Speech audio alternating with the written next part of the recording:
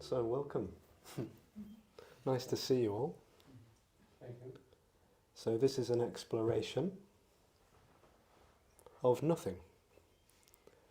Nothing which seems to be all that there is. All that's appearing to happen is suggested as nothing at all. And what seems to also be is just simply energy. Totally free, boundless, infinite, limitless, unconditional, all of these grand words, but really it's just simply undefinable. It can't really be talked about, it can't certainly be comprehended, it's just all that seems to be. And maybe what also seems to be is a sense of trying to figure that out, or trying to understand it, to comprehend it, or to get a hold of it. This energy, it's suggested, being boundless and unconditionally free, can seem to appear to be separate, limited, finite and contracted. And this is the sense of me, the sense of the individual.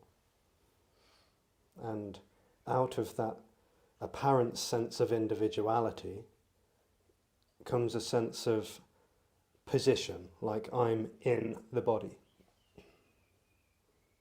And when there's a sense of being in the body, there's a sense of I'm separate from everyone and everything else that I'm seeing, hearing, tasting, touching, smelling, thinking and feeling. It's the subject-object world, the artificial reality as it's sometimes called. And out of that sense of separation can seem to be a dis-ease, and what can seem to happen is a seeking. A seeking, a looking for wholeness, if you like, or the beloved, the divine, God, the kingdom of heaven, union with the divine. It goes by many lovely names. And what can seem to be revealed is that absolute freedom that I am looking for is actually everything. It's already everything. It's not timed. It's not limited to space. It's not limited by consciousness. It's not limited, period. So out of this dream of being a person, time seems absolutely real, and therefore the thing that I think I'm going towards lives in the future, or lives at a distance from here. And what's revealed or exposed is that what I was looking for, apparently looking for, my entire life, is actually everything, including the looking for it, including the looking for wholeness. That's wholeness as well, appearing as a looking. So the looking, the longing, the seeking, the grasping, the craving, the resenting and the resisting, it's all that. It's all what is. Totally free, totally boundless. A radical embrace, as it can be sometimes called. An embrace that doesn't exclude anything. Everything that's happening is simply that. Totally free. Totally.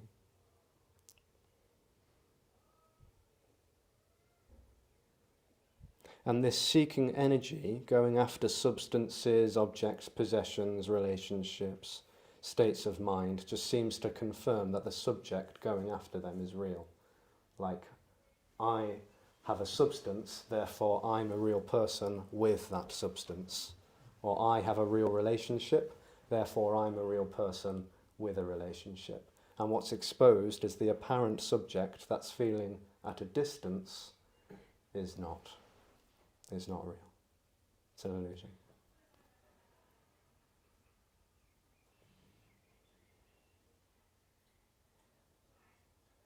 And what can seem to happen in meetings like this is an exposure that looking for wholeness, that seeking and striving, earnestly or sincerely, is totally futile. It doesn't lead anywhere.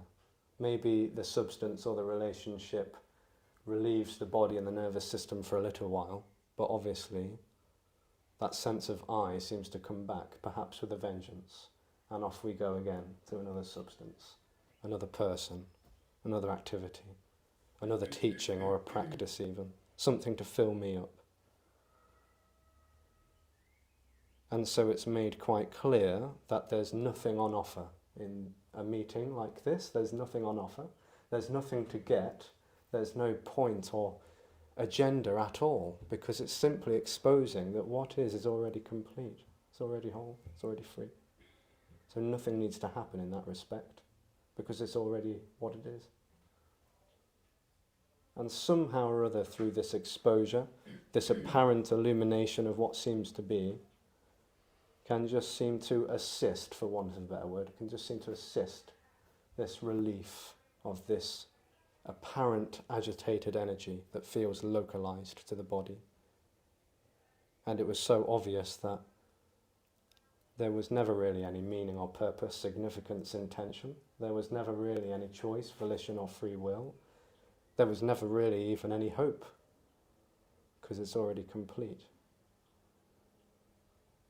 And what might seem to happen is just simply an unravelling of all of the apparent beliefs and ideas and opinions and views and values that surround this illusory bubble of me. That can seem to unravel. It doesn't need to, it's not expected or required, because nothing's required. But what can seem to unravel is all of the things that I feel about myself as an individual, and maybe even this energetic sense may just seem to shimmer or wobble or unravel or something.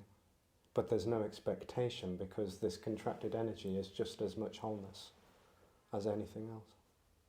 It's all free. It's all free.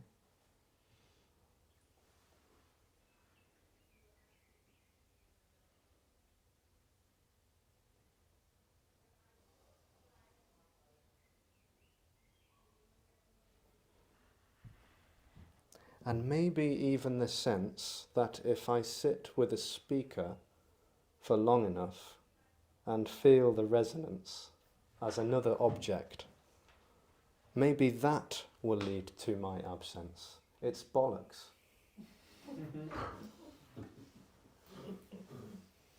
There's no such thing as an enlightened person. No one's got it. What's revealed is that there was never anyone to have enlightenment. Enlightenment is all there is. It's unconditional. It can't be confined to a person.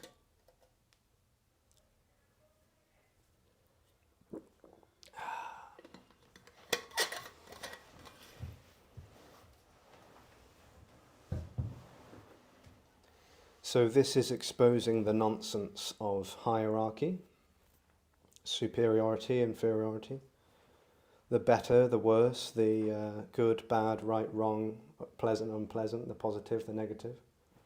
It's all just what it is. It's all just what is. There's already no one.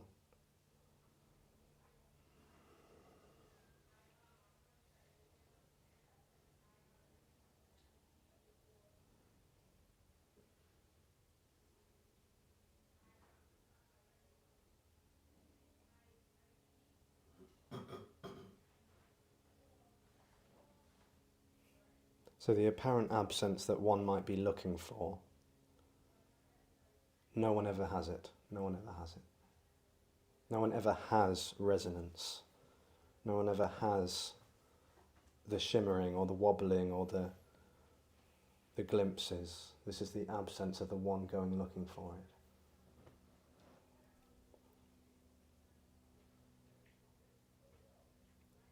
it. Which is already simple, ordinary, and stunning. Magnificent, but totally mundane at the same time. Wonderful.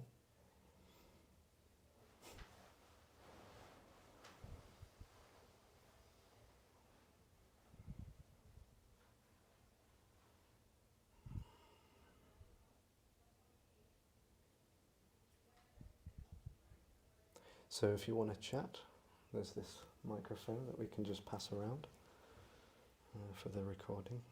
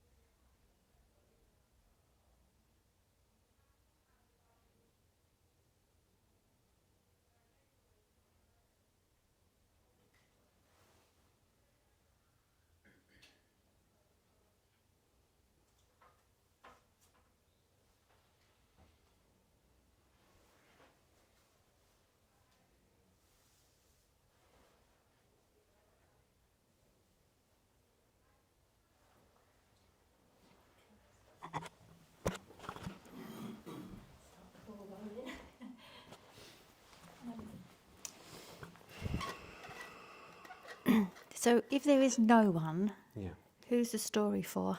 no one. It's simply boundless energy appearing as a story. But what the story apparently seems to revolve around as an energy, like a feeling, a felt sense of here, of being in a body. So cause and effect isn't real, there's no real time, but what seems to happen is, I think Eileen's here. What seems to happen is like a sense of I, like a felt sense, and out of that seems to emerge a story. Yeah. Thoughts about me and my life and how I think I should be and all of the rest of it.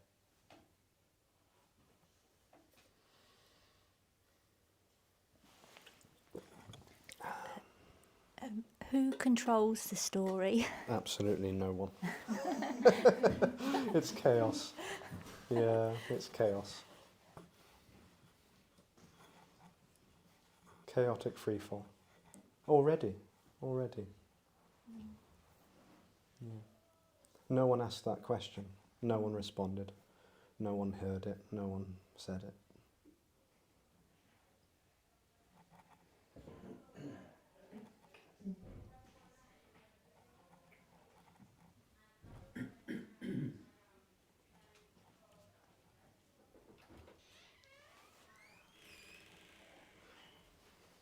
Hello.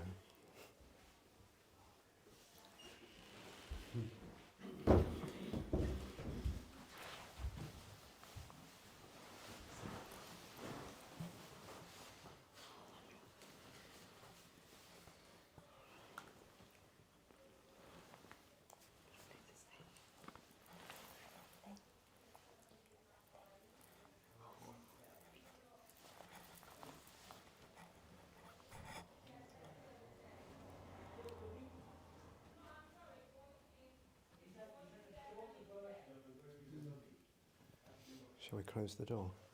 Shall we close the door?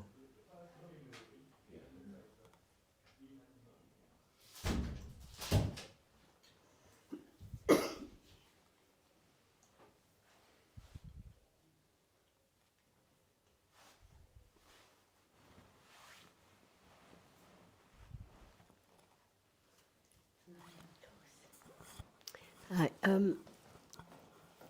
I'm wondering about this energetic contraction that's like, feels like it's a me, right? It's like what I've started to see, right, is that absolute control. There's, how can I put it? There is a constant using awareness, understanding to shut everything down. So everything that happens, there's something that comes in after that and wants to have an opinion around it, or a should around it, or don't. And it's I guess it's always been there. It's just so clear now. It's like, shouldn't have this thought, shouldn't have this belief, shouldn't do this, shouldn't do that, and the way it feels contracted in the body is that comes, and there's literally a muscular contraction that goes, holds it in. So I just wanted to mention that, see what you said, if anything. The shoulds and the shouldn'ts. Yeah, the shoulds and the shouldn'ts. Yeah. Is that what's meant by an energetic contraction, or is that a different, this holding it in? Yeah, so all the time there's this sense of separation energy. What seems to accompany that is a story about me and my life. Thoughts appearing saying, I should be like this, I shouldn't do that. If only I did this, maybe I can do this and that, yeah. And it's complete control all of the time. It's what seems to happen. Yeah. It's what's experienced here. It's like there's just this huge big bundle of control, and a little bit of life happening around the edges of that. Yeah, it's chaos. It's chaos. Well, that's not very helpful at all. No, it's not. Sorry about that. Yeah. Thank you. Yeah, that energy will get nothing from this. Sometimes called a starvation. Yeah. Comes to somewhere to get something, and it's disappointing. Despair can seem to set into. There's nothing to get. Yeah. I think that despair has been felt often, and even a starvation of things, and then all of a sudden there's a rush of energy, of seeking energy again. So it sort of seems to collapse, and then it goes, that's just what, I mean, I don't, you know, in whatever way it does. It just relaxes and then rushes into some story or some seeking or some thought or some plan or some level, something. Yeah. And it seems to often like being told what to do. Oh, If I get some instruction here, yeah. then maybe I'm safe and secure, and I can move steadily on a path towards something better. While also, don't tell me what to fucking do. Yes. So Totally. that whole duality thing is like, it's Yeah. quite clear here, both. Yes. Yes. Yeah.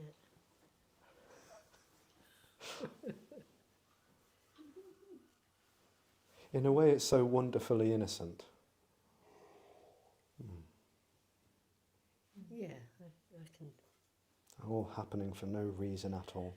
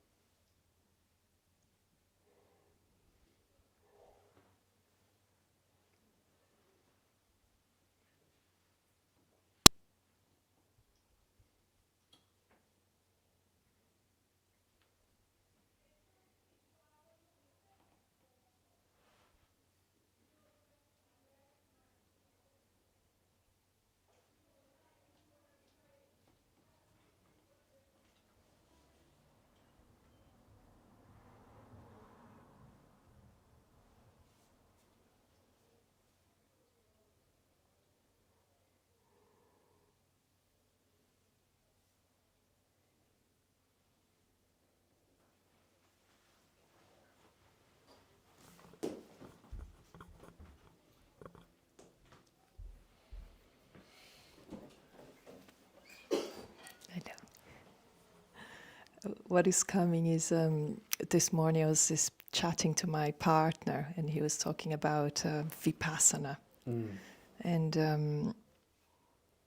and I said, but you know, why would you do that? It's really, you know. And then I said, why don't you listen to Tony Parsons? And he said, it's too simple. Oh. It's too simple. So what is this thing? Everything is energy. It's too simple. So it's, yeah. It's amazing, isn't it? It's amazing that it's completely missed, and like the brain loves difficult, like you said, things to do, or the steps. Yeah.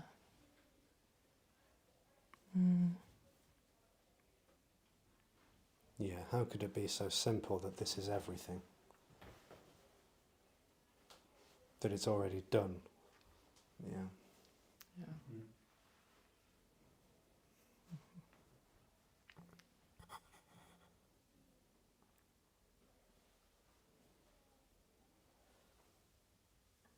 I mean, this is blasphemous. You know, the fact that it's been shared that going to ashrams all over the world and sitting with gurus and, you know, practicing tantras, yantras, mantras and all the rest of it, going here, there and everywhere, going to Vipassanas, spending thousands of pounds, all to discover that this is it, that this is already everything. It's outrageous. It's total outrage. Yeah. And that there's no better or worse, there's no hierarchy, there's no spiritual or sacred people at all, or everything is sacred, yeah. Yeah.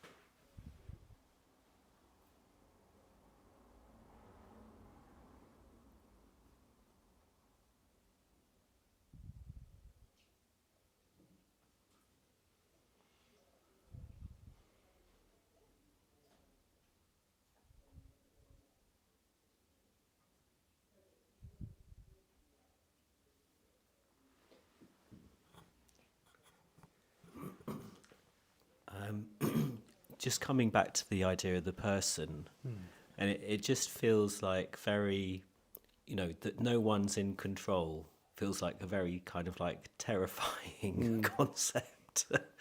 You know, just, you know, me coming here, I had to get the bus, the train, you know, make sure I got the right train. Yeah. Otherwise I might have ended up in the wrong place, or I might have been late, or, you know, all of those terrifying things might have happened. But there's no one here, and there's no one in control. Yeah, that all of that happened in free flow already, with perhaps a sense that someone was doing it, that someone chose to get on the train and get the bus and do this and walk uphill to Brendan's house. You know, it's like that all happened by itself, yeah. And that there's no one here and there's no here for anyone to be in either. There's no space, there's no here. That also dies with the illusory dream.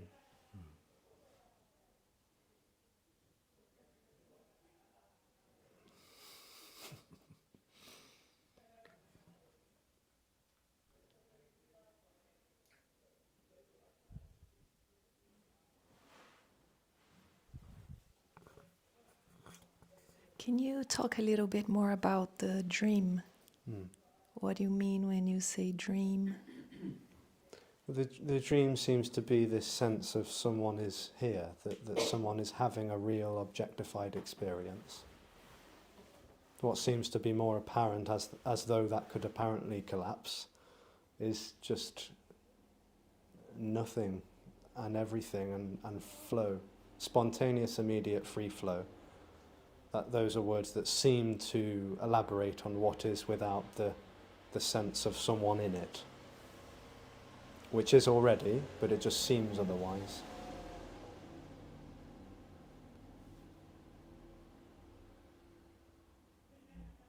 So all the time there's this simulation of a centre that seems to be fixed to a body. There seems to be an objectified world, but also objectified thoughts and feelings. Like, those are my feelings, they're my thoughts. So it's like an ownership. This is all happening to me, or for me, with me, or even by me. It's not.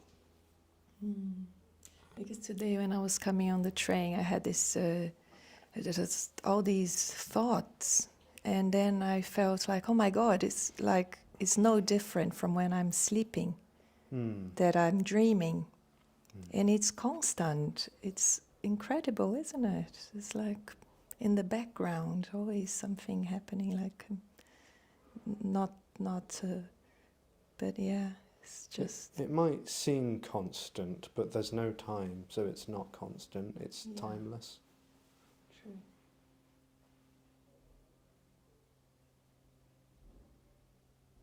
The sense of time just seems to totally dissolve into spontaneity. Yeah. So memories might appear, thoughts might appear, ideas might appear, but there's no real before and after. There's no now. There's just immediately what seems to be appearing. Mm.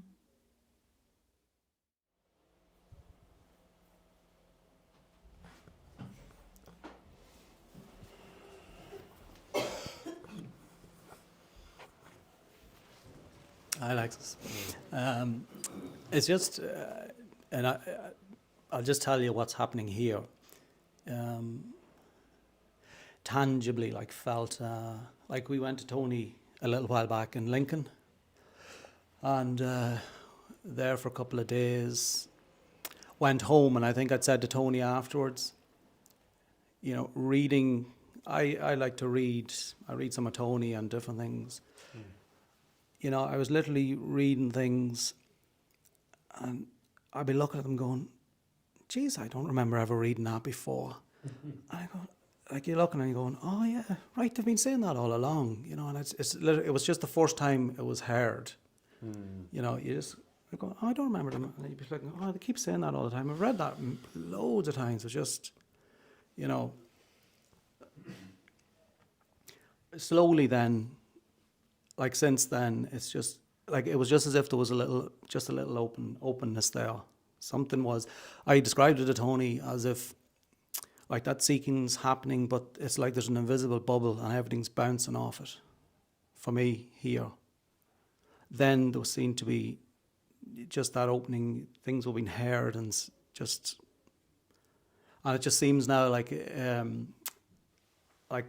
all the thoughts and the neurosis, the brain activity, everything is just slowly creeping back in, just reinvading its old spaces and just tangibly, you know, you can feel like it's just, even people have commented, oh, you sort of seem more stressed out this week. It just, do you know what I mean? It's just an observation.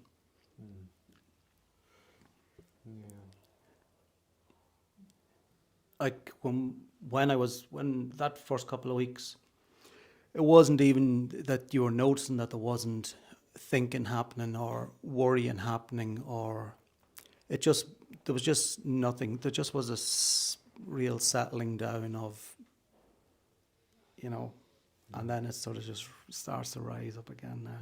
Just like everything's just taking back all the little places that they had. They're just all moving in slowly, and just like creeping ivy, I think I described it. It's just creeping back into where it, you know. And perhaps that would seem to be a big problem for me. Yeah.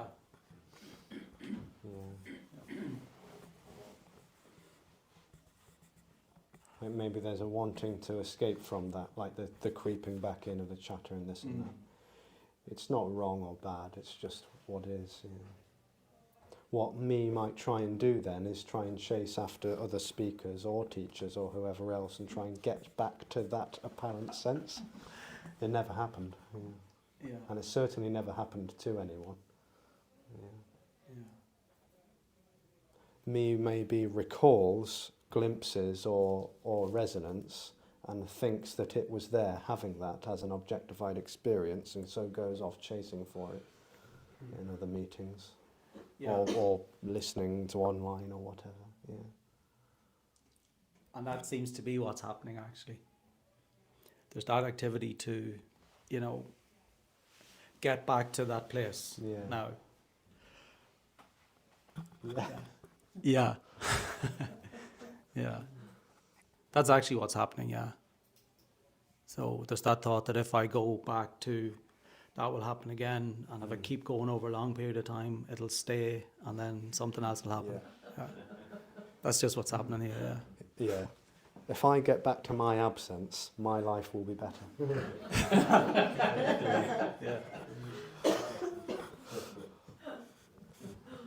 this happened for this, so it seems to understand. Yeah. It's quite sweet and laughable because it's like it thinks that it's going to have this liberation or whatever, which is already. Yeah.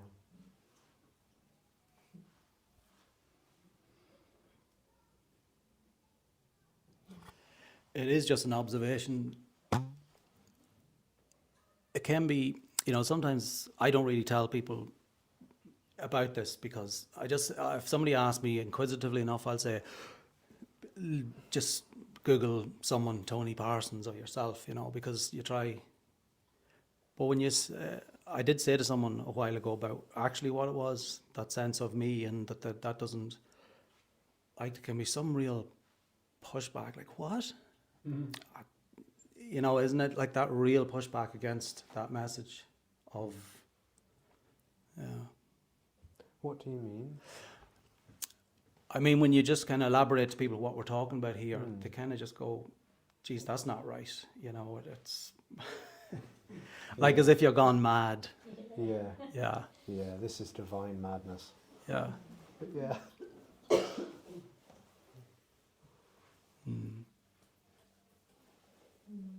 Anarchy. Yeah.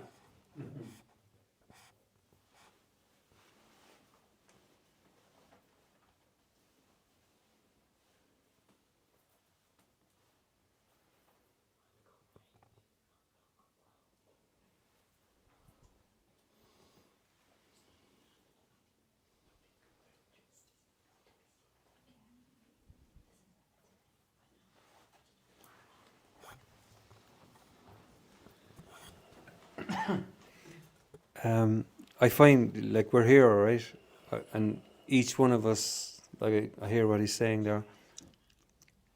We have a residence within the story, yeah. We have a residence within the story of. Like, I've been hearing this message for over 3 years now, and I hear exactly like what he's, we're going from being to being, and like I've come from Ireland today or yesterday, and just because I thought, I'm going to be in a group of people with a residence, you know what I mean? It's attractive, like. We talk to Brendan sometimes at 6 o'clock in the morning. I mean, like we'd get on the phone, I would just say, "This is it, Brendan," It's as simple as this. Is it? I don't always agree. Within the story. And like, the kettle is boiling, this is it. This is it, yeah. It's fucking amazing. I don't know, if I go then at 7 o'clock, like I'm in a very military operation where I'm working. It's completely different. I'm going into a completely different atmosphere. I've just got off the phone to Brennan, this is it. And then you go into this milking the cows, and you have people there like it's like you're working for Hitler or something, or whatever. Yeah. Which is also this. Yeah. Yeah. And saying this is it as though that could become another practice, a Yeah. mantra, to say this is it over and over again, like it could be more this than it is already this, if someone keeps saying this is it. It's already this, yeah, without someone saying this or someone saying it's all just what is, yeah. Oh yeah. Getting tangled up in all of the weird and wonderful ways it tries to make this more this than it is already.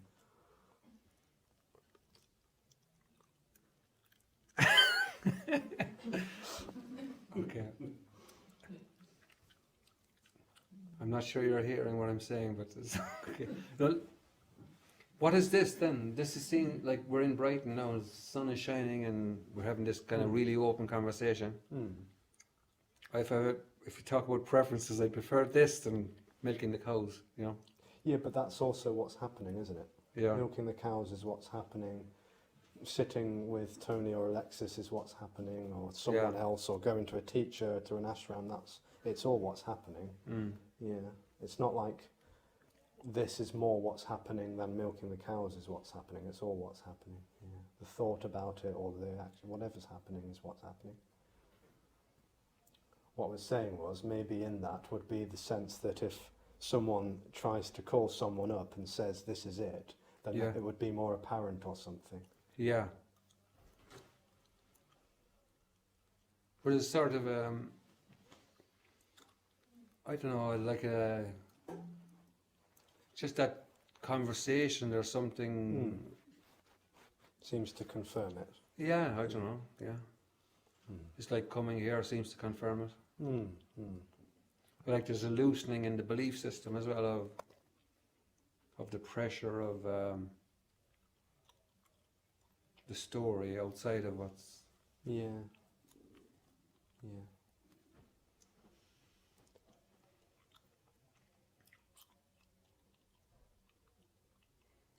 Because when we think it's so, I love the fact when something like yourself or Tony would say, or some of those like Kenneth Madden or whatever would say, like, you know, it's hopeless. It's totally hopeless. There's nothing you can do. Totally. Yeah. There's something very just.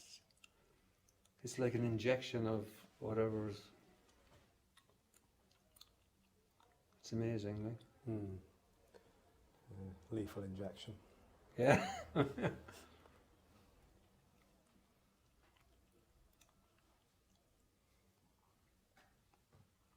What may be happening in the story of me and my life is that there's a distinction, a real distinction between the natural reality and the artificial reality. There isn't. There's no such thing as either. That's just a story for the me to maybe think about, but there's no such thing as a before and an after liberation. There's no such thing as an artificial reality that then fell away and then became the natural reality. There is just natural reality. And perhaps natural reality just simply apparently appears as artificiality.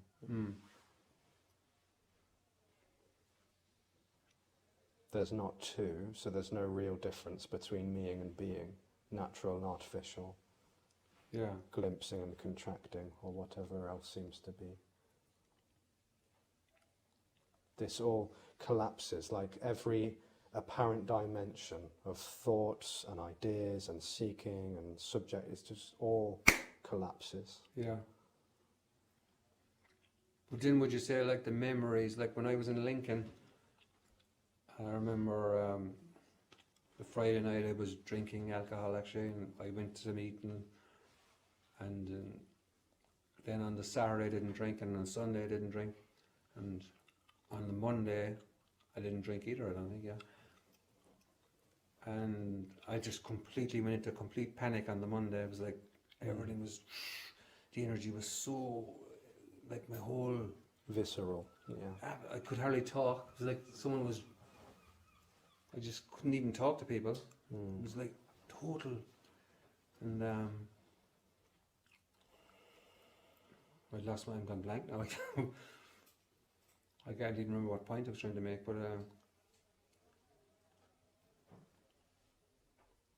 okay, it's gone. Yeah, like it felt maybe like there was a relief happening whilst being in that situation. Yeah, And then it seemed coming like back. there was an openness to be able to there was people there. I remember actually I texted Eileen, I left the meeting actually on the Monday night. When I went home early, there was a party and I just couldn't stay there. So I in bed at 8 o'clock. And Eileen texted me and she said, where are you? And I was just freaked out. Eileen, I'm gone.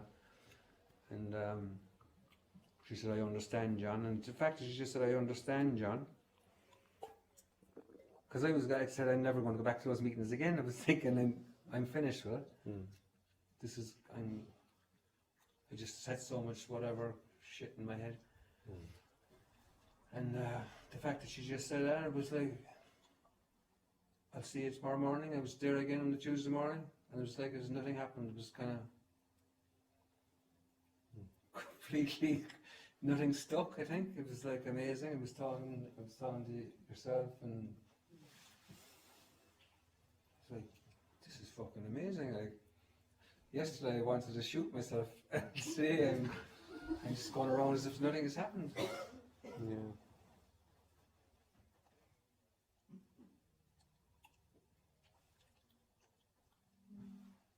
And there was no alcohol involved. I know the Irish have a reputation for alcohol, but I had no alcohol in those last few days, you know. Mm. Mm. I've had alcohol since then, alright, but Yeah. no, it's amazing. That's why this message is, it's amazing. Mm.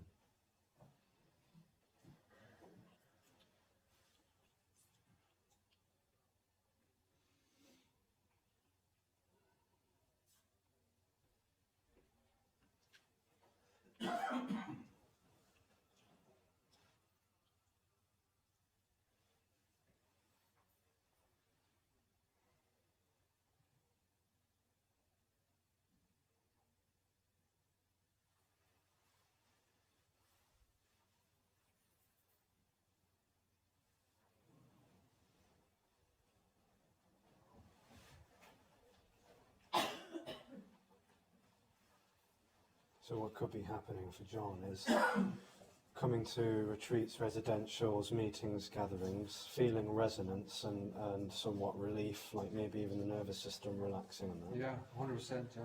And then going back to a situation which perhaps is not so favourable, Triggering, eh? and then there's the preference there, and so the going back is felt as mundane and not likeable and not this. Yeah, It's not it, that's it. but it is it. Yeah, And what might happen also is trying to get back to. yeah. That's similar. What's your name? Sorry. Ollie. Ollie, yeah. I can feel it Yeah. actually when you're saying that, Alexis, you know, can't even describe it now, but it just, you know, I'm just nodding my head because that's really what's happening. Yeah. It's that sense of, Me can't stand how radical this is because everything is what is. Everything.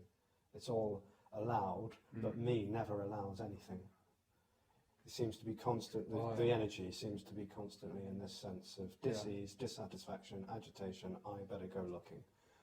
And it feels the pressure coming in, like, it's trying to, Yeah. you can kind of, depending on the sensitivity, you can, what's happening around you, it depends on the people you're around as well. I find certain people can make it more,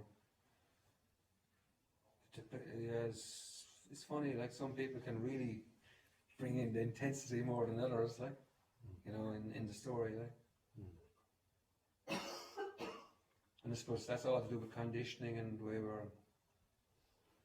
They are stories though, Yeah. not to dismiss it, but it is not real. Yeah. That was a dismissal, sorry, but it's not real. It's not real, let's not beat around the bush. Oh, yeah. It's a dream. It's a dream. I hear you. Yeah. It's brilliant. And so what me might do with this, as though it was an information to behold, okay, so I'll just try and accept the milking the cows and the bosses and this. And Oh, that. yeah. Yeah, I'll try and accept, I'll take that on as a practice because then life will be better. Yeah. No one ever accepts anything. The idea that you can accept something is actually just another form of resistance in disguise. Mm. Letting go, surrender, acceptance. There's no one to do that. Yeah. Yeah. It's already accepted, surrendered, let go and free. It's already. Oh, Even the irritation and the resentment is just what's appearing. Yeah. It's already simply what it is. That is the distinction, like with the radical non-duality and the kind of all the other streams of There's you know, no such advice or whatever. You know what I mean? there's no such thing There's as no radical advice here, non-duality. There's Yeah. no such thing as radical non-duality because that would imply that there's another kind of non-duality, which is two. Radical non-duality and not so radical non-duality. Yeah. And applied non-duality, the third one. Oh, yeah. How many forms are there? Well, okay, let me be the devil's advocate. Say I could go to a Rupert Spira meeting Yeah. and maybe go to one of your meetings, and there'd be a difference of would you say there's a distinction like you could make? Only apparently, because there's Yeah. no one called Alexis or Rupert Spira. All there is the singular immediacy of what's appearing, which maybe is the appearance of a body that people are calling Alexis, and a thought that's called Rupert Spira.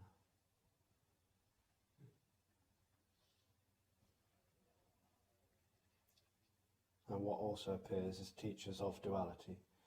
There's no such thing as non-dual teachings. So teaching implies a journey and a destination, a lesson and a teaching, or the teacher and the taught. This is just all dualism, which isn't wrong or bad, but you can't take it seriously if it's called non-dual teachings, because it's a total contradiction of terms.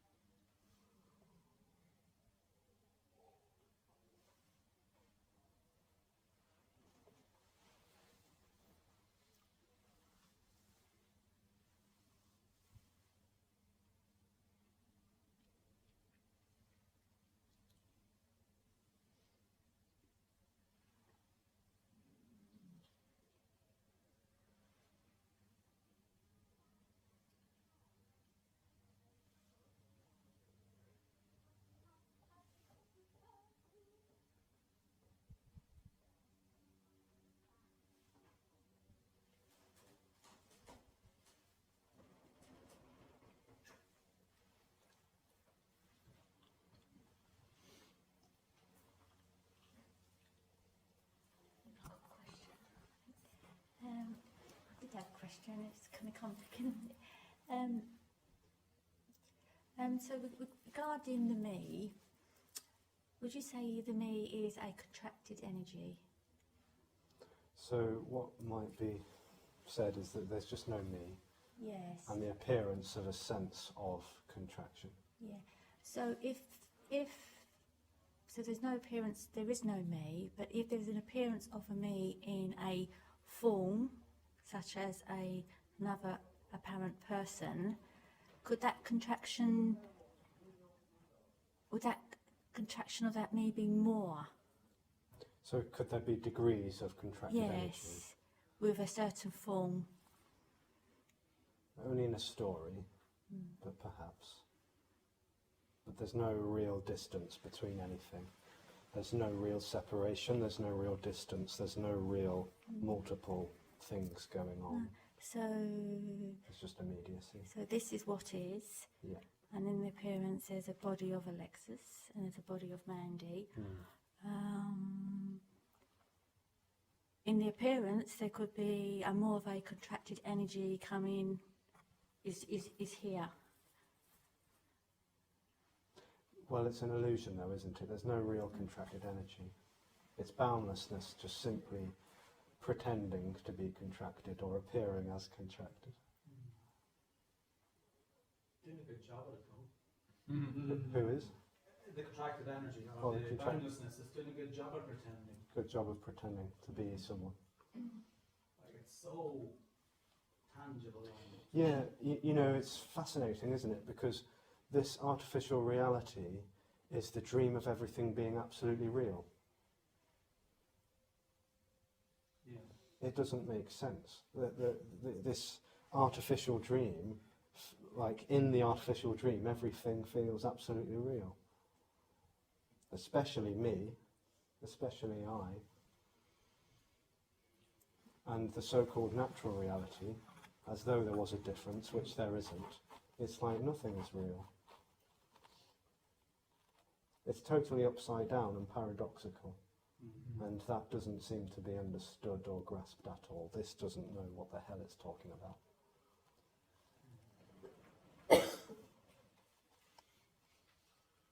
Somehow or other, through this sense, and it's called a sense because it just seems to be a word that elaborates on it somehow. Out of that sense, everything being at a distance from it, like an illusory distance, everything feels real.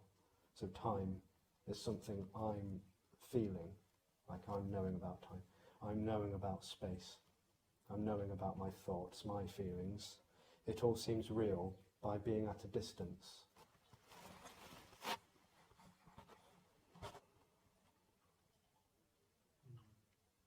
And by objects seeming to be real, the subject seems to be real. So the objects being real confirms the realness of the subject knowing about it. And what's exposed is that neither are real, nothing.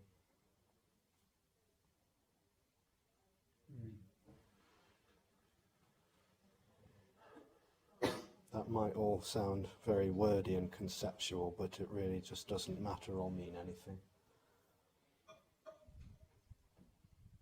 And it's not like upon hearing that anyone's life will be better. It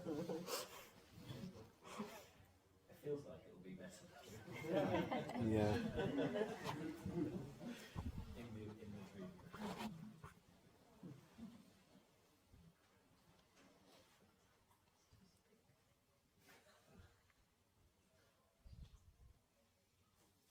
Yeah, so even the ideas of natural reality and artificial reality seem real to me as ideas or something. Yeah. I feel a bit embarrassed to say this. It's, when I was walking here, and I'm not very good at asking questions really, but anyway, so I asked myself this question, or whatever. I'm not going to go into the correct lingo of that. Self was asking self a question about, well, why are you so control? What are you, just about control, and the sense and the answer sort of came back, because if I let go, I can't keep everyone safe. And there was a moment of emotion which has come back again here, and it was really a really strong emotion. And then what also has come in this is that not only is there no one that can do that, which sort of isn't really received here at the moment, but there isn't anyone to keep safe. And that quite feels like a sort of a real gut punch. It's like there isn't anyone. It's not real. And it's like, I don't know what to say after that, but it's like a sort of, oh, I thought everything was real, and I thought I was, not that there were thoughts around this, but this is what's here now, is, oh, I thought everyone was real, and it was my job to keep everyone safe, and run all the world, obviously, and all that stuff being, blah, blah, blah. And that's not. None of it's not. So, just saying it, really. Yeah. It can be a common story that I need to be here so I can keep everyone safe. And it's revealed that this is absolutely nonsense. This energy is absolutely useless. Yeah. But feeling that real core belief of that, it's like how that's been running a lot, seems to have been running a lot of the show. It's like, but it doesn't seem to be just as surface as a belief, though, does it? It's a felt sense that someone's in control. yes. It seems, this is a suggestion, but it seems like this energetic sense of being in the body seems to be misinterpreted by the nervous system as a sense of autonomy. That's what seems to come out of that. Like this contraction, like gripping, feels like a rigorous control, like a sense of someone is on the reins. Someone's calling the shots and overseeing the functions in the brain, choosing what to think, feel, and how to act. What seems to be more apparent is that that's not autonomy or control whatsoever, it's just a tightness. And as though that tightness could release and be relieved, or the body could be relieved from it, not that anyone could ever choose to do that, because that's obviously not happening. part of the same thing. It's so obvious. No one was ever running the show. There was no one, ever.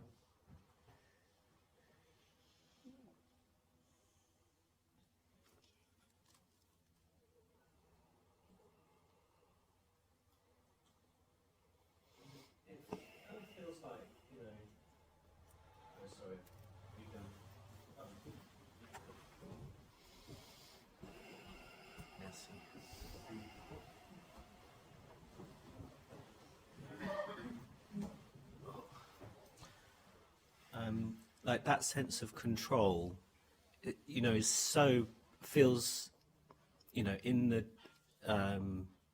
you know, in the dream, that sense of control feels so prominent in all, you know, all the conflicts that there are, all the, you know, the states that we have. It seems like everything kind of like feels centered around that sense of wanting to control, wanting to be in control. And, you know, and for, you know, here as well, then it also feels like it's a huge part of like, you know, I need to be in control. So, you know, coming with me, maybe it's just a comment, maybe, then it's just, you know, it seems, you know, that's part of the me, isn't it?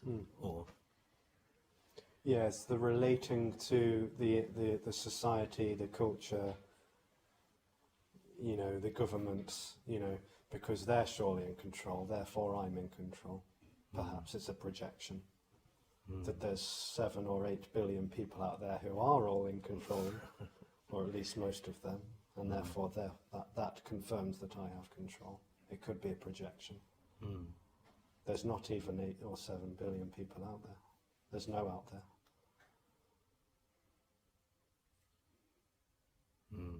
maybe I'm looking at it from totally, maybe I'm not seeing it from the right, or I'm thinking about like all the conflict and stuff that happens. Yeah, like wars and stuff, right? Yeah. Governments, you know, and this and that. Yeah. Civilization. You know, if these people out there who are running, you know, things, it sounds like a projection that these people at the top of the food chain are in control. Therefore, I'm in control. Right. It sounds. I mean, I don't know, but.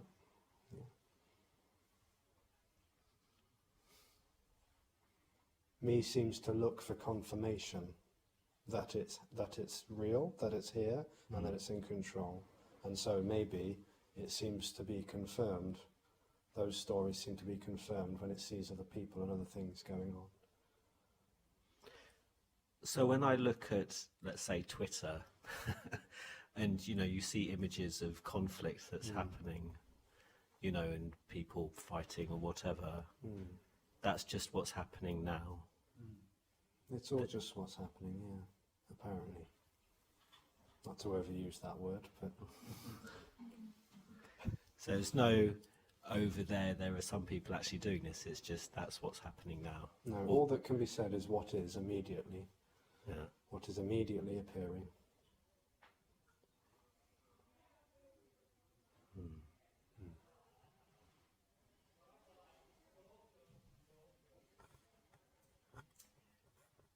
When you say there's no here or there, is it because it's a concept? No, it's the felt sense, the felt energetic sense of being localized in the body, and therefore seeing everything else as an objectified reality. This is the dream. Okay, come back That it to that. feels like someone's in the body, Yes. and then beliefs maybe appear out of that, or with that. Yeah. Seem to accommodate it. Yeah. So what is interesting, what came up here is the me wants to almost like thinks that knows that is not there, which is really funny. Like not that but there is that a little bit that play, because when me is not there, it's really like, yeah, of course, it's obvious, it's not. But then when there is a me, it's like, it, I know there isn't a me, but you know, like,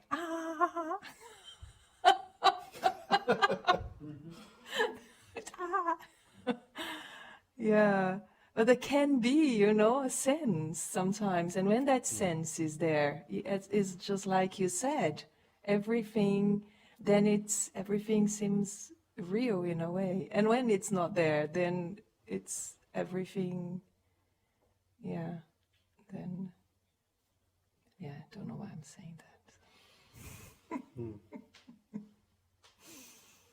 Yes. So that is impossible. It's the the conundrum or the whatever, isn't it? Because whilst it's there, it, yeah. But when it's not there, it's like, why can't you see it? Oh, it's so obvious. It's just so. Yeah. It's funny. Who is it that's going to know that there's no longer a me? Yeah. Yeah. Who is it that already knows there's not a me?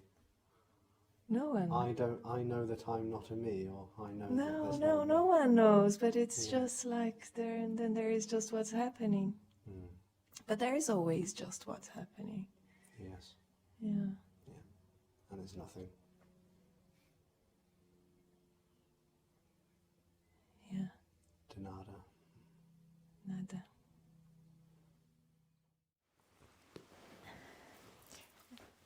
The contraction in the body, there isn't no control over that. No control at all. So it's pointless, isn't it? Yeah. Yes. There can't even be like an attempt to get rid of it, really. Can the story make the contraction more? No, the story doesn't seem to have any effect on anything, really. It's just the appearance of thoughts and ideas and whatever else.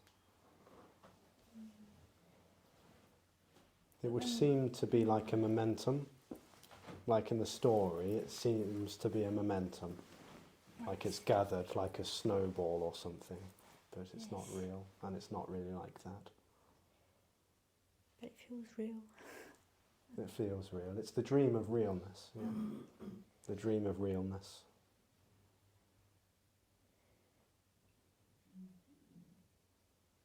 Like I'm really sitting here and I'm really speaking and I'm really listening and this is all really happening.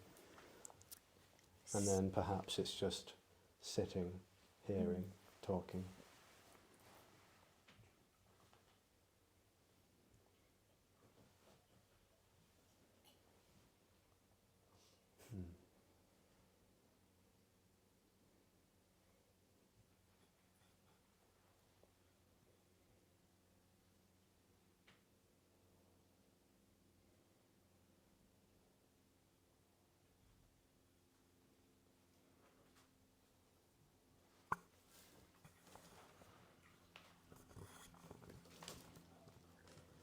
I'm just thinking about this, I've had many people tell me over the years that I am a control freak, and this is what I can do to get rid of being a control freak or stop being a control freak. And, and many spiritual paths and spiritual teachers that all teach about how to stop being in control and blah, blah, blah, blah. But it's all just another control, isn't it?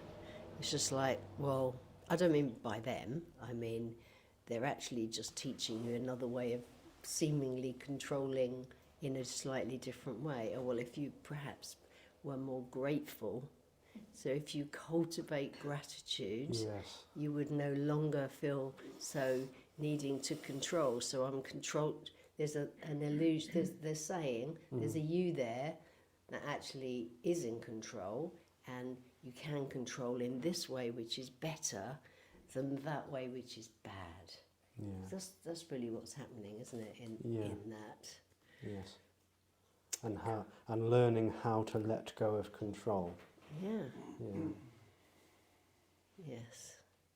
It seems very appealing, doesn't it, to sit with people who tell you what to do, and this is how you can let go. Yeah. All that seems to do is confirm that there is someone in control. Yeah. Yeah. And that they'll, for me here, and that I will fail to do that, because there's always a failure of that. It's like, it works for 2 or 3 days, and then, I think you said earlier, and then it gathers momentum again, and it... Well, it only seems to. Seems to. Because that's another story, because all things that seem to rely on time and momentum gathering, it's not real. Yeah.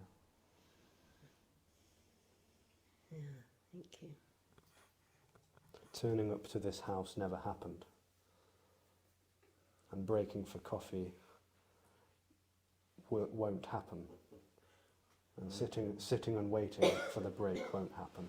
Nothing's happening. When won't coffee happen? When won't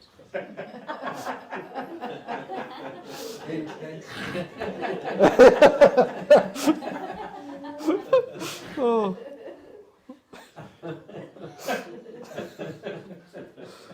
I don't know. My watch is broke.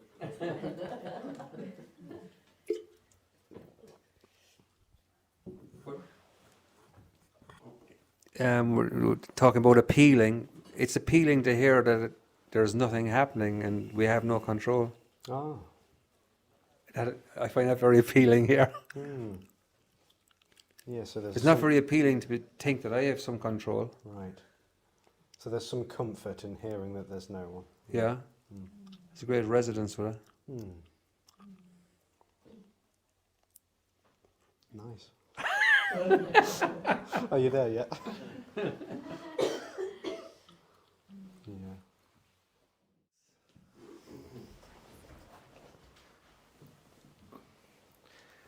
It's like somehow there's quite a nice sense. I don't know whether how real it is or how anything's real, but you know, looking at the different faces here and how it's almost like it's talking to the same thing. Like there's something kind of like it's the same thing which is behind each face, and each face is just an appearance a little bit. I don't know. There just feels a soft sense of that. That's nice. I mean, in a way, it's not. There's not even a behind or an in front. There's no dimension. Yeah. No distance, no dimension, no, just totally immediately alive and what is, yeah.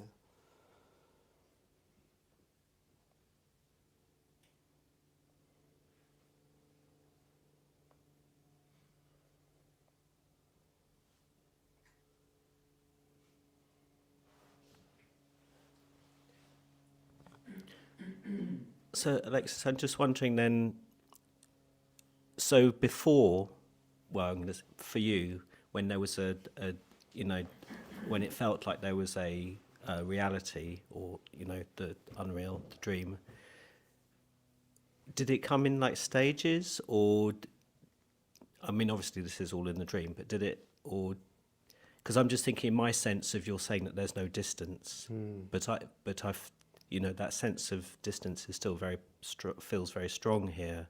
But there are other things which I feel like seem to be closer to what you're talking about, that I sense. And so for you, was there like, did that happen before, or did everything just collapse at once, or? Yeah, so the idea is that there's a closer, that I can get closer. There's no further or closer. Right. Yeah. And as though that separation energy could apparently collapse, it's so obvious that there was never anyone, that there was never a real past with a real contracted energy living a life with an imagined idea of free will choice, meaning, purpose and all the rest of it. Yeah.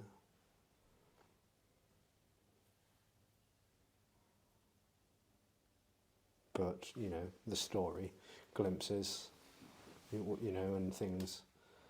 I mean, apparently glimpses even happened before one had even heard the word Buddhism and yoga and meditation, and later on awareness and non-duality, you know. Glimpses, like, it's obvious that there were apparent times in which there was no sense of someone.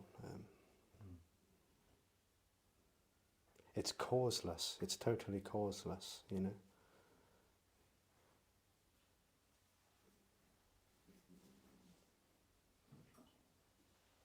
And there's some reluctance to say that speaking with Tony and then listening to Tony, you know, and then this sense of energy dissolving, there's a reluctance to say that, because that would perhaps give one hope that if they keep speaking with speakers or listening to speakers or sitting with them, talking with them on the phone, then maybe that will happen to me.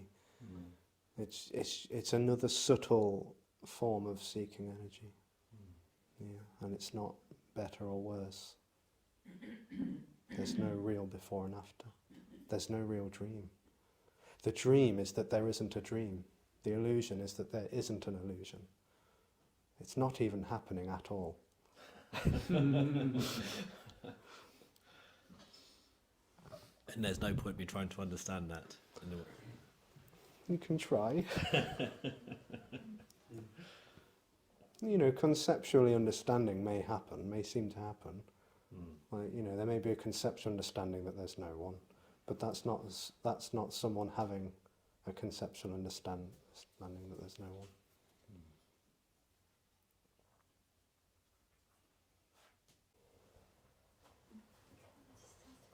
Yeah.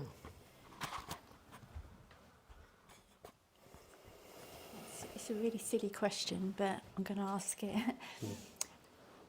Regarding the me, is there one me?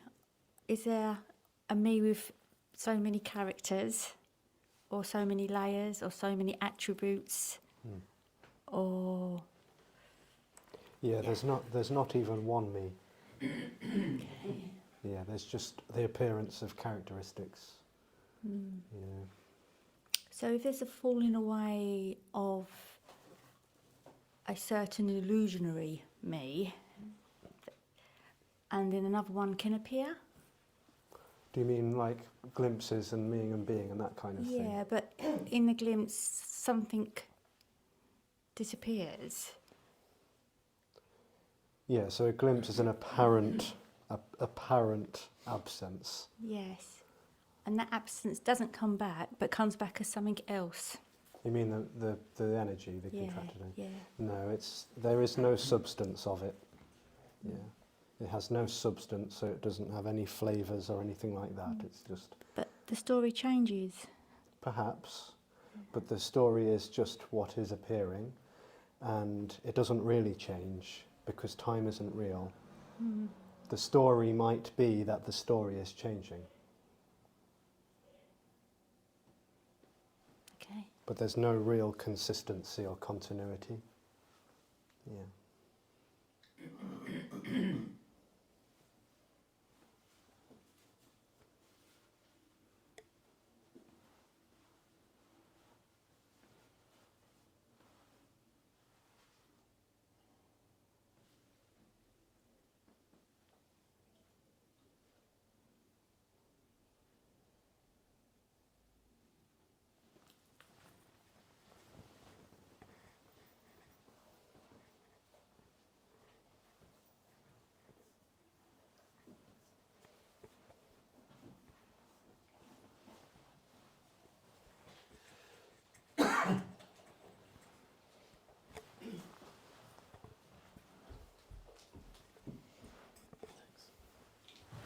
I think I always wanted like to get out of the me, you know. I've always used to feel like so anxious as, you know, as a me. Like I just want to get stoned off my fucking face, you know. And it never did it. And you're always looking for a way out. That's the reality, I think, of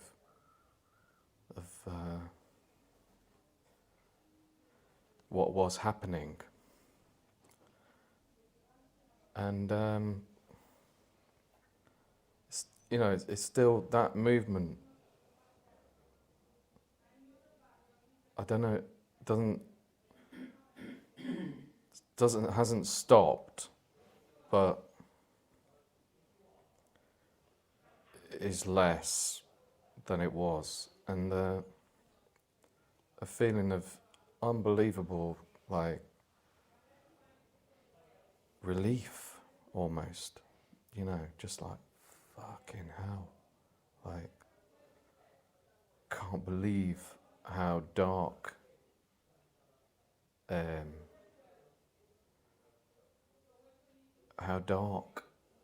life can be. And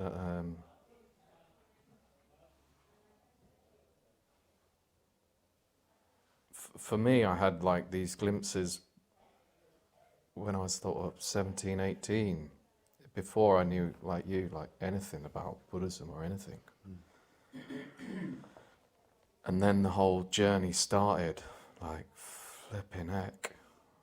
You know, like, I've got to become enlightened. Crud. And it was very, very painful. And developed a lot of addictive patterns to try to get out of this obsession, this seeking, just trying to get, just this seeking was so strong to become enlightened. Yeah. And you have to be super me. You know, I read BKS Iyengar and I was off. I was like, this is it. And it became an absolute obsession.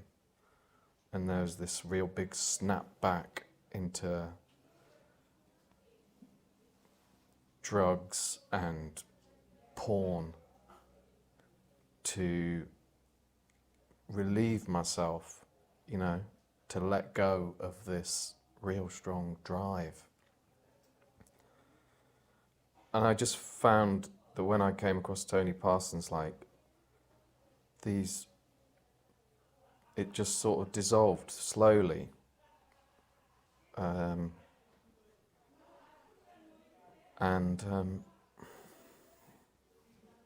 It was like, oh, you can finally breathe, almost. You can finally just breathe like an animal and just take care of yourself in the most simple way.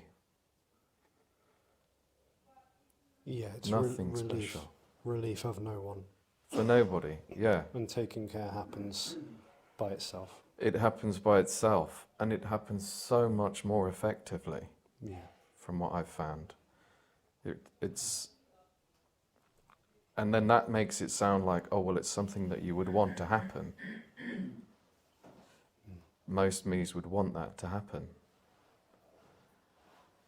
But you can't, you just can't control. You just don't have any control. You aren't there. Yeah. Already no one. Exactly. All of that was just a dream, or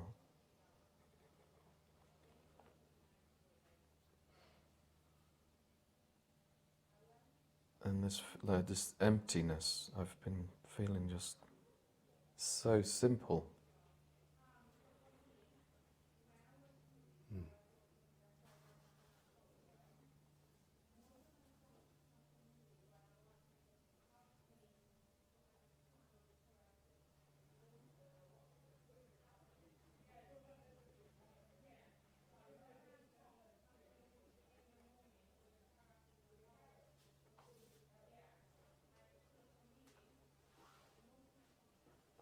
That's it. Yeah.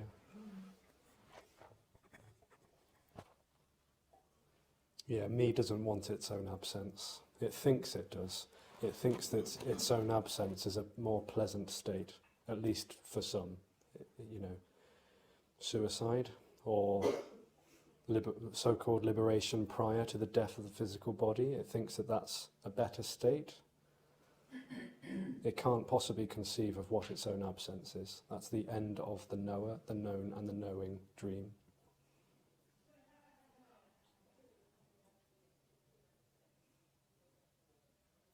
I can't even describe it. No, neither can this. Yeah.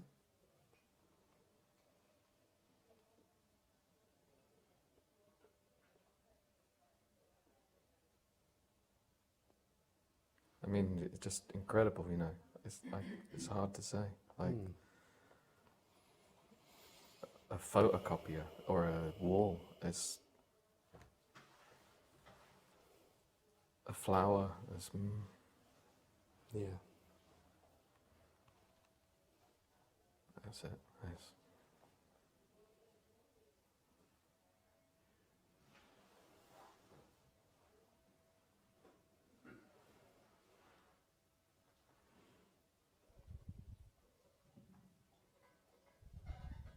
And then it's not like I don't get unbelievably angry at times, fuming or upset. None of that stops. No. And you can be high as a kite, or total despair. But it's just, there's no words, it's just what it is. It's just Not this- even that. Yeah. Yeah.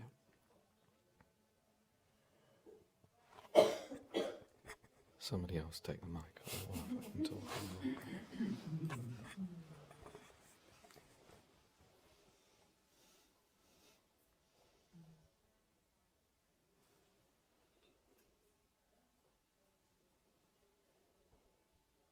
That was a lovely sentence that you just said. The end of the knower, Mm. the knowing and the known. It's lovely. It's true, isn't it? Mm. Yeah.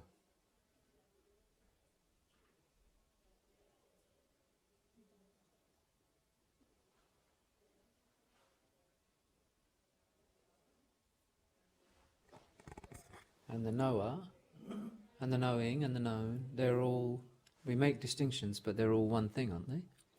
Well, it's the dream. Yeah. It's the dream that there's a distance between the subject and the object. Knowing is separation. Yeah. Oh, yeah. Yeah. So there's no real knowing, known or knower. There's Get it. yeah. Yeah.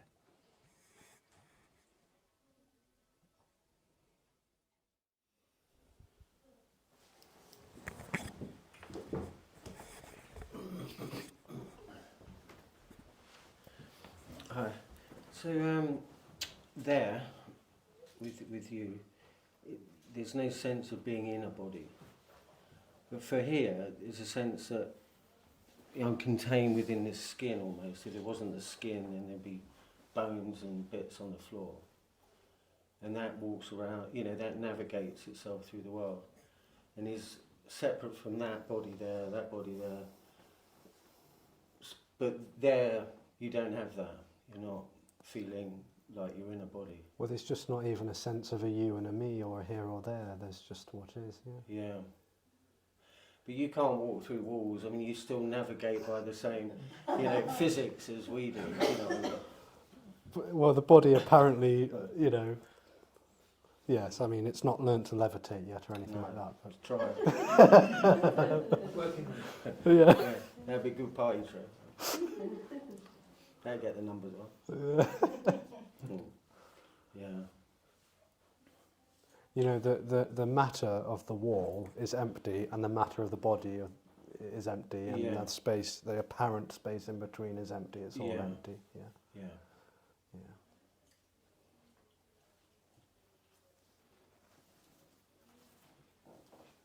Yeah. Hmm.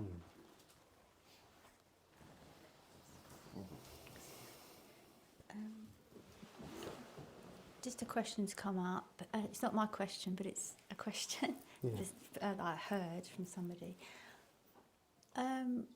What causes the contracted energy? So the contracted energy is causeless, and the apparent falling away of the contracted energy is causeless, and the apparent contracted energy being a contracted energy is also causeless. So there's no reason for it. No. So it just was what it is. Yeah, but just- it does seem to be unique in the human experience. Yeah. And it seems like at some point in history it evolved. And I've heard the term, it's a spandrel, which is an architectural term for something that exists, but it doesn't exist by itself, it exists because of something else. So in architecture, if you make an arch, you put the two bits together, you get these corners which become decorative pieces, and they're called spandrels. Hmm. A bit like a rainbow or anything else, it's a phenomenon, Yeah. a bio effect, if you like, Yeah. an epiphenomenon almost. Seems like that, yeah. Yeah. Certain, Yeah, 'cause- there are certain theories like I don't know which one it was, Homo erectus or Homo sapiens, like Yeah. discovering magic mushrooms in cow dung, you Yeah, know, and standing having over. Yeah, profound, yeah, and then the increase in the mandible and the change in the shape of the brain and the opposable yeah, thumbs. Like, there are theories as to how this could have seemingly assisted an objectified reality, yeah, like a sense of here and there. yeah, But you know, yeah, it is chaos one way or another, and it's either chaos chaosing or chaos appearing to be ordered. But it's, you know, there are lovely stories, you know, about how it could have came in or how it Yeah. could go out and Yeah, all this yeah. and that. Yeah. yeah. Because it doesn't seem to serve any evolutionary function, or it doesn't seem to have much of a function apart from hoarding and fucking and, you know, doing all sorts of things. I mean, maybe that's not because they were fucking before that. Scrap that bit. Forget the fucking. Definitely the hoarding and the protecting, and I mean, in me, it seems to have certain qualities that you could pinpoint. Humans, you know, many humans do seem to like to believe that they are a sophisticated animal, you know, like more impressive or intelligent than other animals and that, which seems quite laughable and nonsensical, really, when so many people are running after their own tail and doing this and that. But it does seem utterly useless, yeah. Because it's not even doing anything. Nothing's doing anything. It's just all it's just all unravelling in its own weird and wonderful way, apparently. And it's actually nothing, apparently, happening.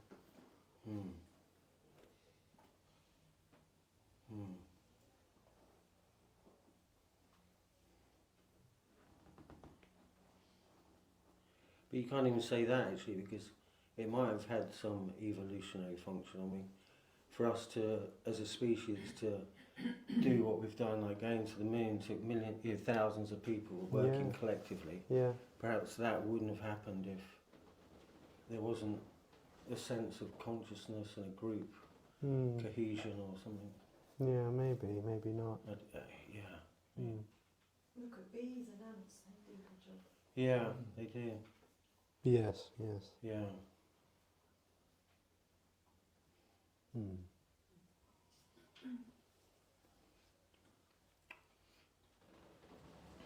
I heard it was language. When language evolved, then objects got named, and then people began to get named because people had different skill sets. So Richard might be good at that, so we need to name that Richard. He's good at hunting, or Imran might be good at something else. So language, I heard, played a part, and then separation began to happen.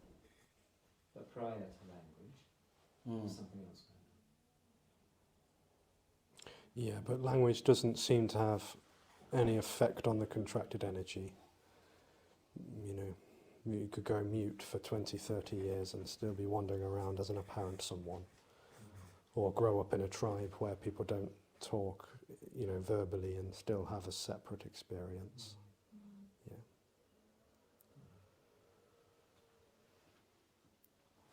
Yeah. I often talk about my grandbaby because she's just like this big. So she's less than 2, and she's still just pure aliveness happening. Although we're all pure aliveness happening. Yes, I know that too. But you know, she is pure. There's no particular reasoning and working it out. But where she is, what I observe now is that she's learning language, and so anything that you say, she repeats it, and it's quite strange because what I've seen is that the software system, the computer, is getting loaded up with reference points. Oh, this is a chair, this is this is. It's so strange. She's still completely pure and just in a response and either happy or crying or this or that, you know. But it is just really odd seeing that.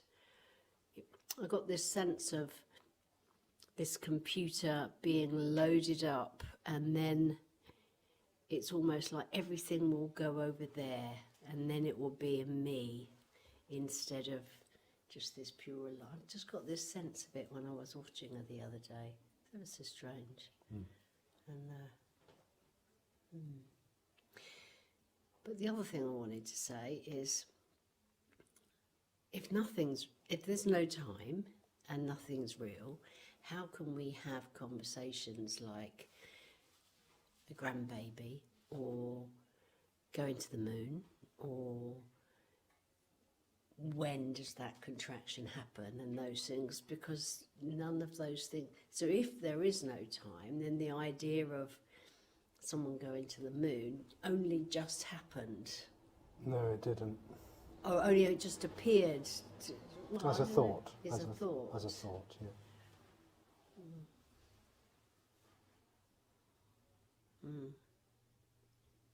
This energy sense seems to project all these different dimensions, like time, space, consciousness, experience, memories, ideas, thought, like beliefs, opinions, all sorts of things seem to be very real within this artificial world, as though that collapses. It's like it all just collapses. No more dimension, no more time, space, consciousness, experience.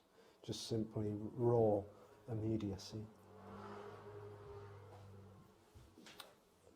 Yeah, no relating. Sorry, there still could be conditioned reactions of the body. Yeah, so the body may just seem to go on with, characteristics, mannerisms, preferences, conditioning and so on, yeah.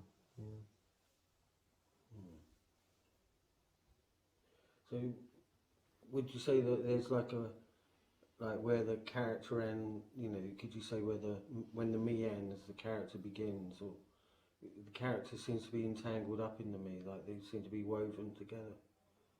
Because if I've got an opinion about something, even if it's a conditioned opinion, that seems to be like a me being displayed, but you could say, oh no, my me fell away, that's just my character. Yeah, it seems to give flavours to the character. Flavours to the character, yeah. Like, this is this kind of person, and that's that kind of person, like the labels and stuff. But there's obviously no one there behind that, it's just... Already. Yeah. So it's just programming running, you could say. Yeah, preferences, talking in certain ways, and,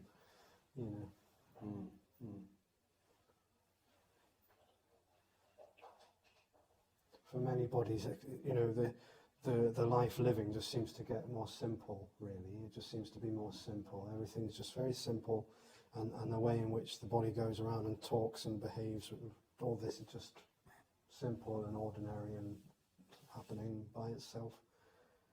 Maybe a bit more relaxed for some bodies, but again, that's a generalization that doesn't necessarily always hold up. But it seems to be less neurotic, because of the seeking energy, feeling like a someone with control, going this way, that way.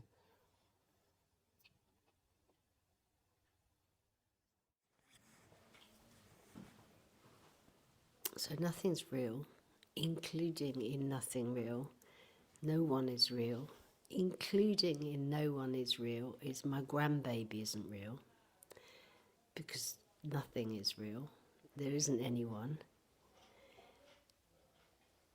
And then that's quite painful, and the sense of there is someone it's not happening to anyone. It's just a sense, an energetic sense of there is someone that is separate, or there is someone there's just the sense,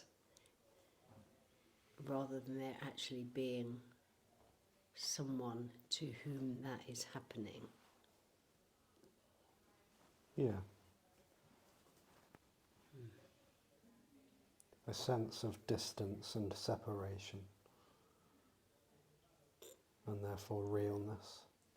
And it's just arising in nothing. Well, it is nothingness appearing as realness. Nothing doesn't become everything.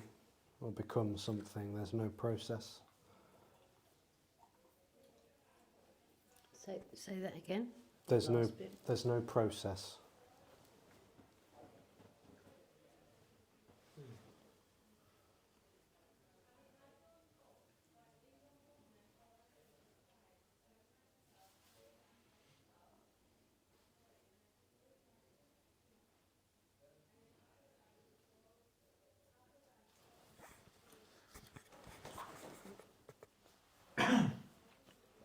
It's very convincing that there is, isn't it? Like, as if we look at just I look at my chronologically look at where I've come from, you know, brought up in the very strict Catholicism, you know, and then all the different versions of Christianity, and I really explored it.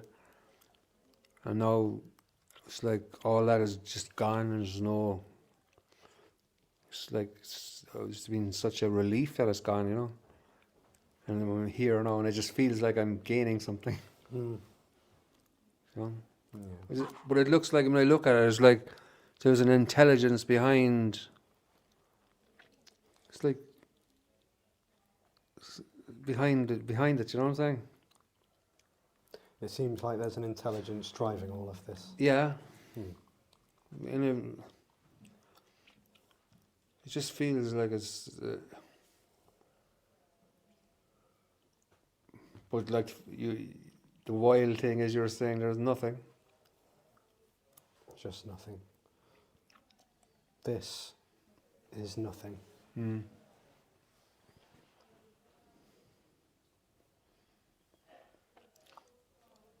I sometimes have heard Tony saying, and I like that if you want to mention it, that it appears to be an intelligence behind what is. Mm.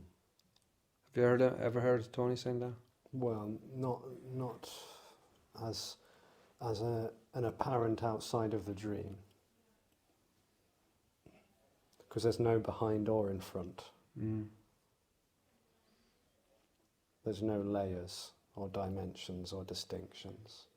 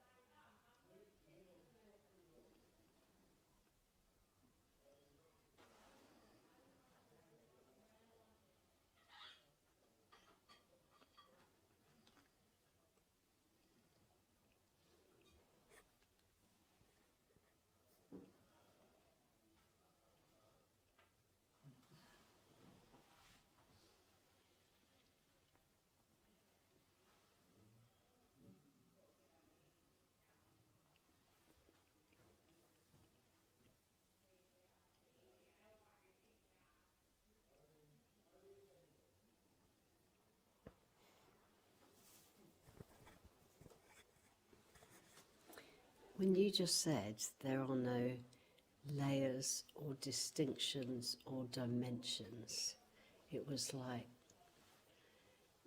there was a feeling of almost brutality about that. It's like there's no complexities. It's just this. There isn't. Yeah, but there's this and there's this. But on a deeper layer, or on a expansive. So it's so simple and pure, but brutal. Like just this, and even not this. Mm. It's like what? brutal for me, yes? Oh yeah, absolutely. Yeah, because it's not brutal to anything or No. anyone else. No, brutal, yes. This is all about me. Brutal, brutal to me, yeah. It's like, look, here's a brick wall, let's just smash you right up against it. Because that was how it was experienced here. Wow.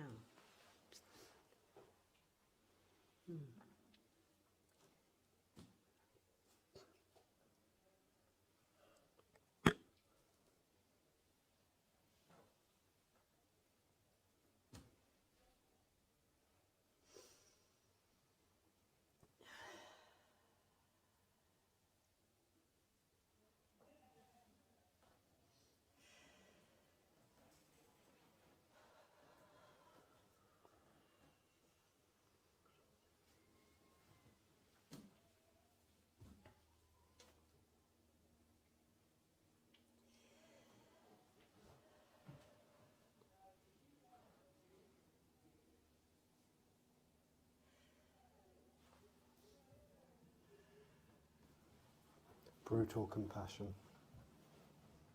Yeah.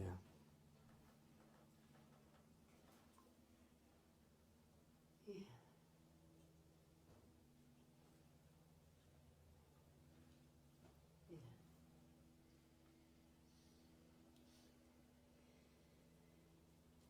Yeah. I've even got a joke.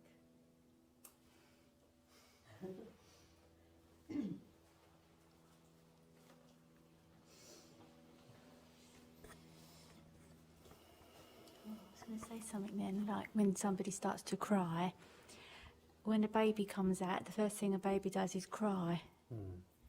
And that's just a natural. Where did the baby get that from? Apparently, it's to breathe in the first breath. Yeah. Oxygenation, that's what some say, you know. The doctor smacked its arse as well. Yeah, But if it's not crying. But then when the baby's like an hour old in time, the baby cries again. That's what it does, it cries. Yeah. And then when we cry as adults, we're told not to cry. Or Yeah, in a way. It's like a natural, is that a natural? You could call that a natural intelligence. Yes. But that's not something that anyone ever had or did. It's No. just nothing intelligencing. Yeah. So it's nothing crying. Yes, nothing appearing as crying, nothing appearing as smacking the arse. Just nothing, yeah, it's all nothing.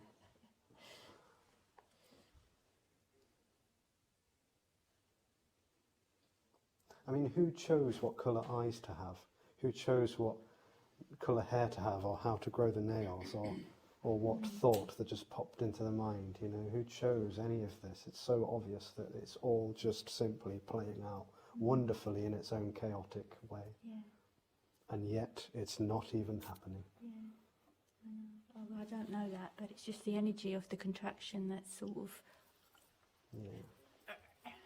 Yeah. That's the So point. desperately wants to affirm that it's got something, that it is real and that it's in control. Yeah, there's no control here though. That's the thing. No, There isn't none. No. It just does it on it. That's on its own, right? Yeah, yeah.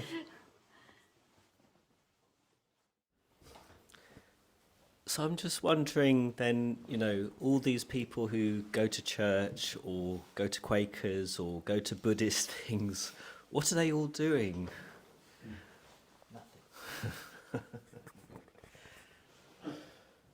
They're all looking for what is already.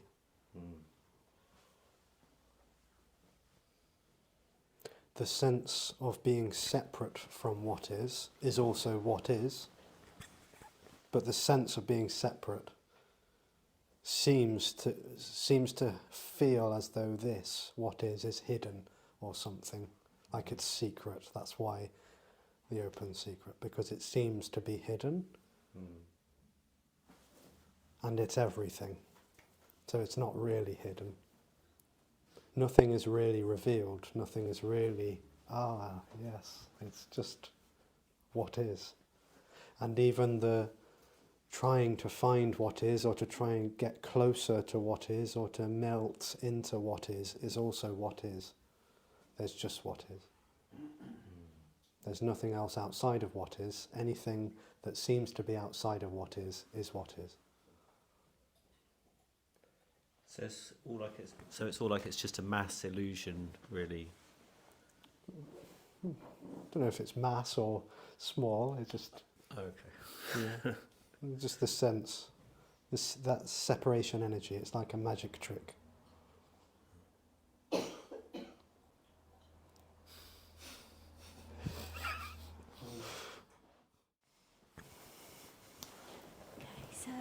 So here I go again. In the what is, there is no story. There's no in the what is. There's just what is. Yeah. So the what is has no story. Well, the what is may be appearing as a story. To even call it the what is trying to objectify it. There's just what is. Yeah. But what is can't have a story because it is what is. So So what is whatever is appearing to happen. And what might be appearing to happen is a sense that there's a story going on, a narrative, like a dialogue, a conversation or something. That's not excluded from what is. That's also what's appearing to happen. Yeah.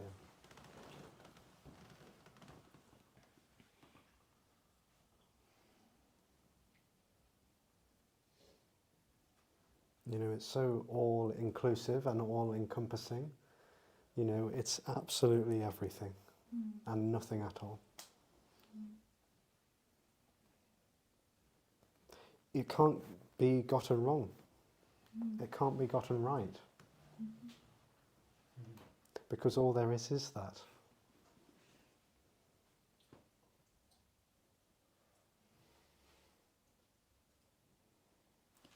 and it never stops. It never started.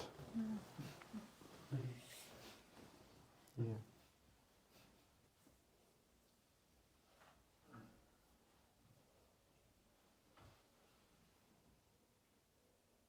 And it's done. It's done. It's done. And never was. Is that good news, Wendy? Yes. It's good news, hear it?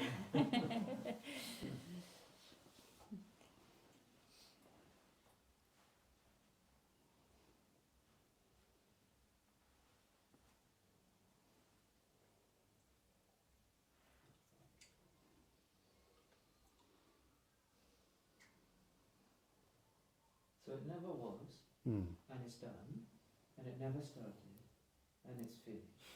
So no wonder this can't be understood. Yeah. Yeah. Never was, never will be, never is.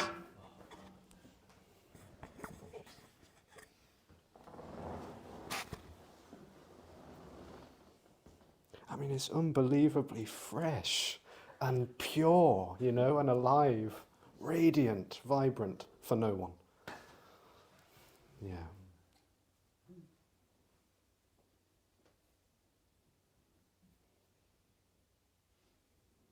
Well, yeah, we're sitting here thinking, why can't I get it? Yeah. Well, that might be happening. That might be happening. Because it's so simple. Why can't we see it? Yeah. You know. Yeah. Why can't I see it as it as well? And then the thought arises, all these words and everything, and then you're kind of thinking, well, you're still going to leave as a contracted energy. There's just still that thought at the back of it, you know. The thought of tomorrow or whenever I leave is what is. And whether the thought is accompanied with a sense that I'll be there or I might not be there, you know, whatever. Yeah.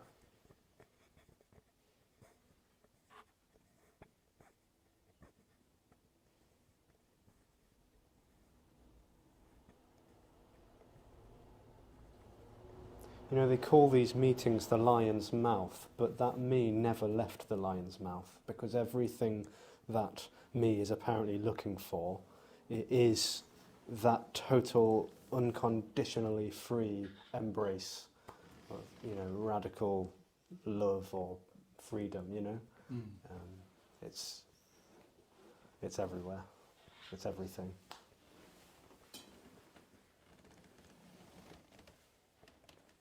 Whether this apparent collapse happens in a meeting, after a meeting, or on the toilet, or in the market, it doesn't matter. And if it apparently faded, which it isn't even real, to say that that's real, you know, the apparent collapse is as unreal as the apparent thing that wants to collapse. But if that apparently happened, it would be so obvious that it was never a problem. That it was never something that needed to go away, or stay, or get something better. There is only perfection, unconditional perfection.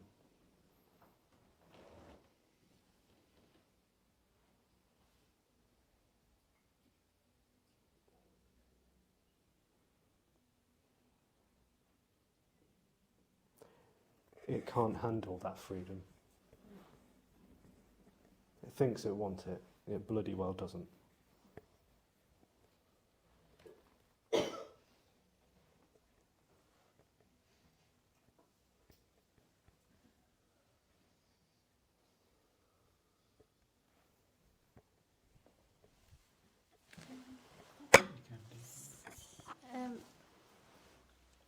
So could you say it's like your worst fear? Seems to be my worst fear is my own absence. Yeah. And yet what it's longing for is everything which is absent. Yeah.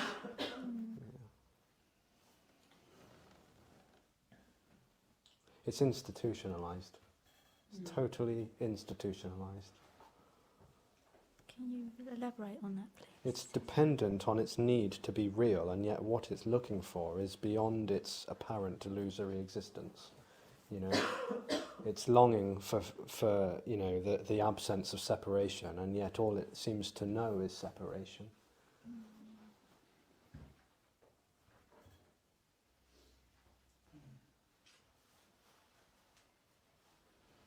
And Alexis, almost the accentuation of that separation, proving itself. The me likes to prove itself, which is the opposite of its absence. Yeah. Say me wants its own absence. At the same time, it would appear that paradoxically it wants to be there.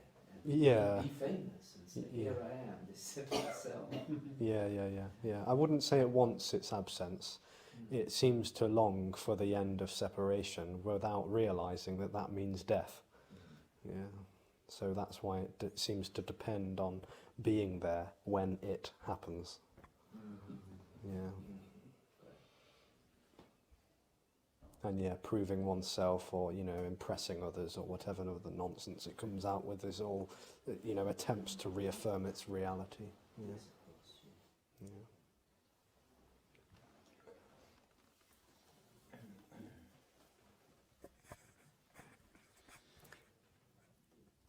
What's here now is very much that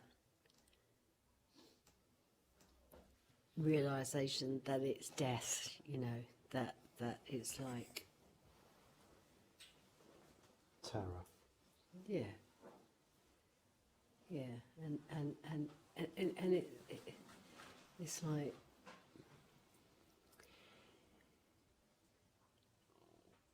in the whole thing of this me has been to survive. Everything was about survival. And then I sit in this room and it's about death.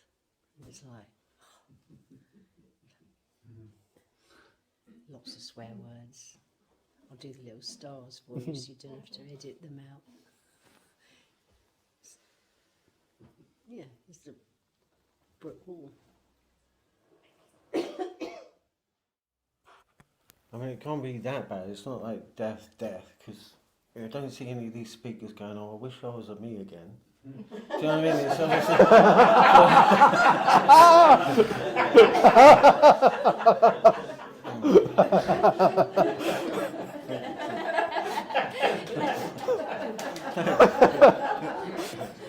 Good point.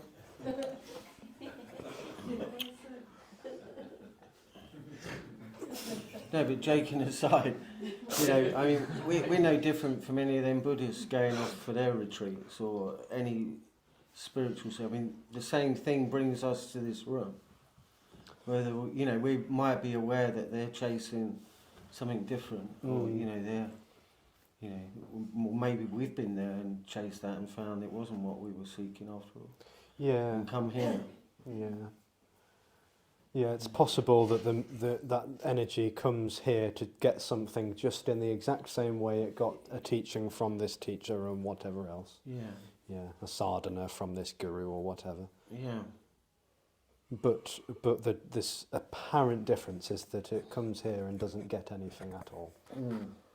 And sometimes, not always, and it's again not required or expected at all, but there can seem to be a pull, like a gravitational pull, which is just seems to be beyond that energy.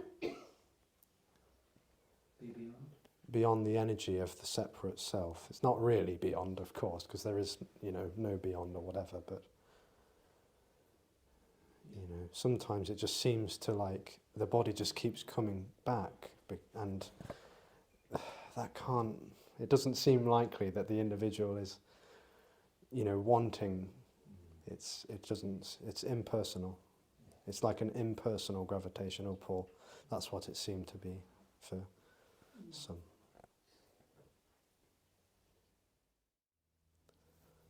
So essentially, everything that's longed for is totally everything. Everything.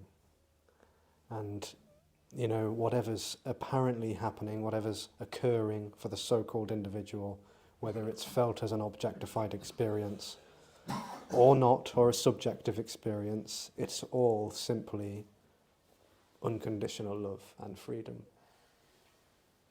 And even the longing is what's longed for.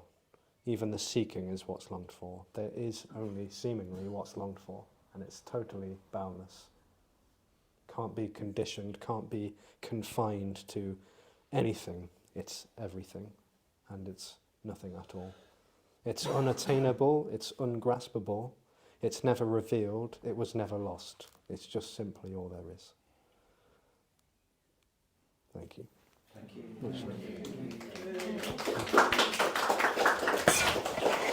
Much love, much love.